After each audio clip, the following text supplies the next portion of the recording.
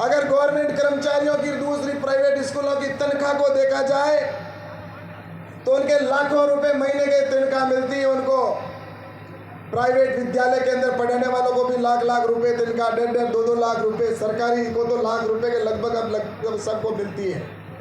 लेकिन आदर्श विद्या मंदिर में पढ़ाने वाले टीचर जो होते हैं हमारे, उनको कितनी बहुत कम तनख्वाह मिलती है। वो भी सिर्फ घर चले उतना, कैसे घर चलाते हैं मैं तो कई बार सोचता हूँ।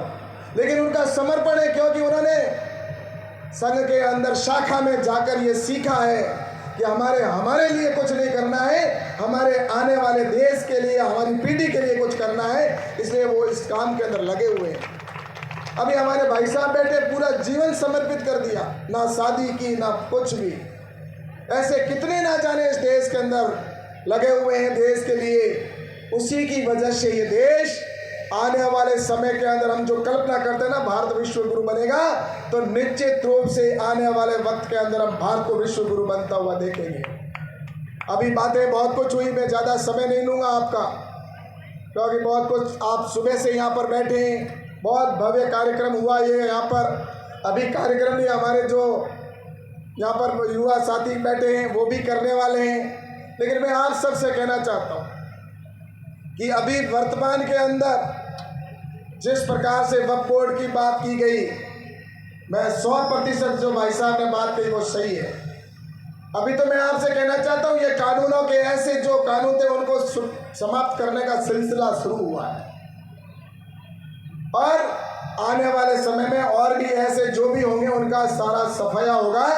और इस देश के अंदर निश्चित रूप से हम आने वाले वक्त के अंदर इस देश को ऐसा एक ताकतवर देश बनाएंगे जिसके अंदर हर व्यक्ति योद्धा होगा और वो देशभक्त होगा।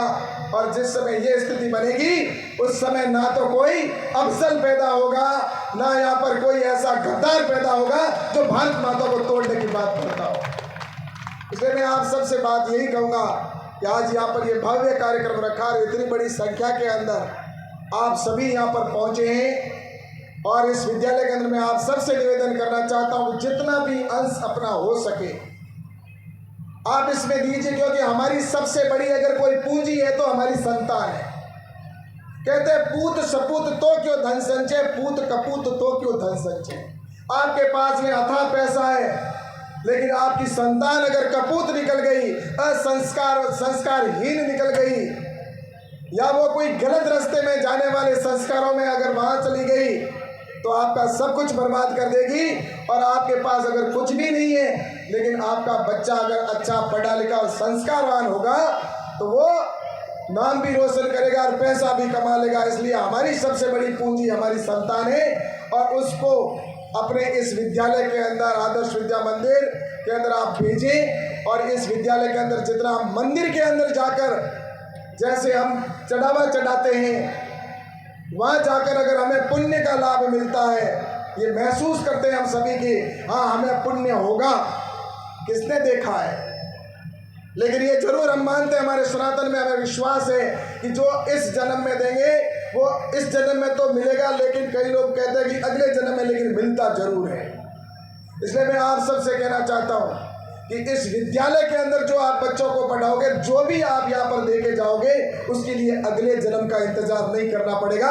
इसी जन्म के अंदर हमारे को उसके रूप में मिलेगा, हमारे बच्चे के संस्कारवान के रूप में। इसलिए मैं आप सबसे यही कहूँगा कि अपने विद्यालय के अंदर आसपास के 5, 7, 10 गांव जितने लगते हैं, उन गांवों से ज़्यादा विद्यालय के अंदर ऐसी होड़ मचनी चाहिए कि भविष्य के अंदर की आदर्श विद्या मंदिर के अंदर सीटें खाली नहीं हैं, वहाँ एडमिशन लेने के लिए नंबर लगना चाहिए।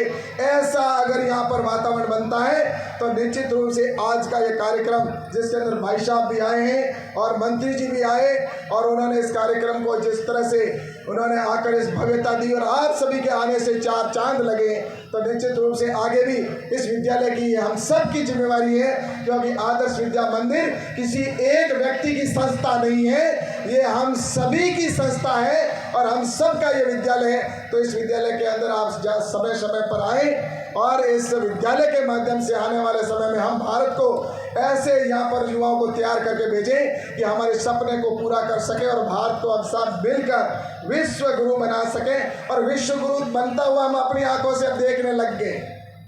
लगभग पिछले 10 साल से आप सबको भी एहसास होने लगा है कि पहले हमारे देश के मुखिया अगर कोई बोलते थे तो दुनिया कोई सुनती नहीं थी, लेकिन आज अगर हमारे प्रधानमंत्री कहते हैं कि योग हमारे जीवन के लिए, स्वास्थ्य के लिए लाभदायक है, तो 135 से अधिक देशों के अंदर योग शुरू हो जाता है। अगर हमारे मोदी जी कहते हैं कि बाजरा खाने से स्वास्थ्य ठीक होता है, तो मिलेट्स ईयर के रूप में पूरे देश के अंदर नहीं, दुनिया के अंदर लोग बाजरा खाना शुरू कर देते हैं। ये बात ही तो मानना होता है गुरु, और क्या। गुरु कहता है और करती दुनिया है। तो आने वाला वक्त आज मैं आपसे कह के जा रहा हूँ, अभी भाई साहब ने विषय रखा हिंदी जो है, हिंदी आने वाले समय जिस प्रकार से हम अंग्रेजी आज इस हिंदुस्तान के अंदर लोग बोलना पसंद करते हैं, और आने वाला वक्त वो होगा जब पूरी दुनिया हिंदी पढ़ना चाहेगी, हिंदी को समझना चाहेगी और हिंदी का बोलबाला होगा। हमारे प्रधानमंत्री जी जाते हैं दूसरे देशों के अंदर, और वो भाई साहब आपको पता है मोदी जी को अंग्रेजी अच्छे से आती है पढ़नी, बोलना भी आता है उनको, लेकिन वो हिंदी में बात करते हैं, अंग्रेजी में नहीं करते।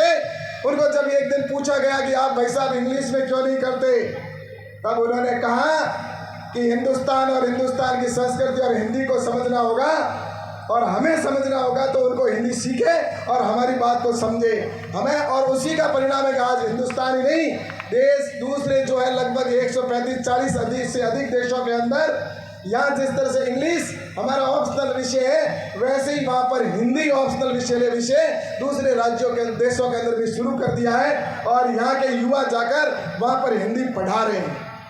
इसलिए मैं आपसे कहना चाहता हूँ कि विश्व गुरु की ओर हम आगे बढ़ चले हैं, और इस विद्यालय के अंदर भी हमारे जो छात्र होंगे उनकी 2047 तक विकसित भारत होगा।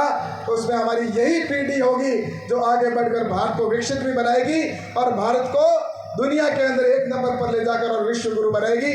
तो मैं आप सभी को बहुत बहुत शुभकामना देता हूं, और आपसे पुनः आग्रह करूंगा, यहाँ पर ज़्यादा से ज़्यादा भामाशाह जिन्होंने दिया है उनको धन्यवाद, और भी जो यहाँ पर आए वो भी कुछ न कुछ मदद, जिस तरह से मंदिर में आकर हम 10, 5, 50 चढ़ावा करते हैं, वैसे ही समझकर इस विद्यालय में जरूर आप कुछ दें, एक बार नहीं बार बार देकर इस विद्यालय के अंदर करें, और इस विद्यालय के अंदर ज़्यादा से ज़्यादा अपने बच्चों को भेजें ताकि संस्कारवान होकर जा सके।